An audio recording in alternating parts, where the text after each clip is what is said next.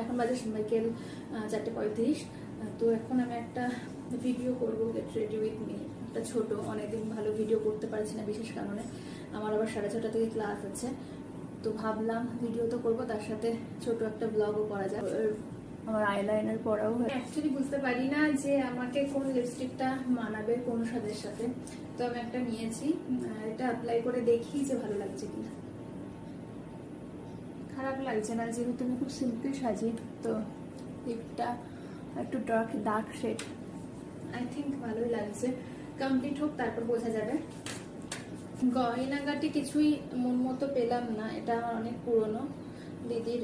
তো কুন্দনের এটা প্রচুর পুরনো, ভীষণ পছন্দের একটা কানবালা টাইপের। এইটাতে পিঙ্ক আছে, তো ভাবলাম এইটা পরি। অনেকটাই বড়, এইটা পরলেই সাজটা কমপ্লিট হয়ে যাবে। সো দেখা যাক কেমন লাগে।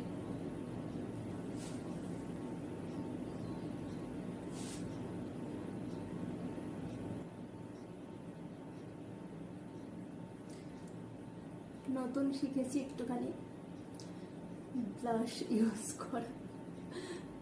অ্যাপ্লাই করা একদমই সঠিক হয় না, যারা মেকআপ আর্টিস্ট আছেন আমার প্রোফাইলে তারা ক্ষমা করবেন।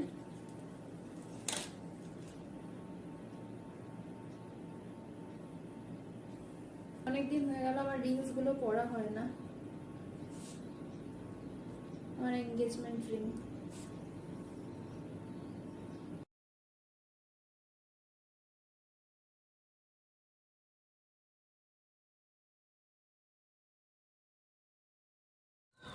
কি অদ্ভুত ব্যাপার দেখুন, আজকেও আমি যে ধরনের শাড়ি পরেছি সেই কালার কম্বিনেশনের ফুল ফুটেছে। আগের দিনও আমি স্কাই কালারের মতো একটা শাড়ি পরেছিলাম, সবুজ সবুজ, ঠিক ওই ধরনের ফুল ফুটেছিল। আজকেও দেখুন কি দারুণ, কি দারুণ কালার কম্বিনেশন।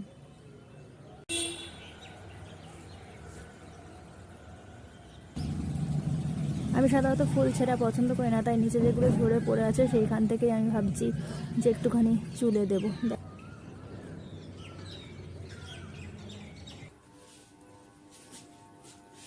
মোটামুটি একটা করলাম ভিডিও, জাস্ট আমি একটু মুখটা দেখাবো। গরম পড়তে পারিনি এই অবস্থা, আমি জানি না কি করে কাজকর্ম করব, যাদের এই সমস্যা ভালো করে রিলেট করতে পারবেন। যাই হোক, আজকের ব্লগটা আমি এখানেই শেষ করছি। ভালো থাকবেন সকলে। আর কেমন লাগলো অবশ্যই জানাবেন।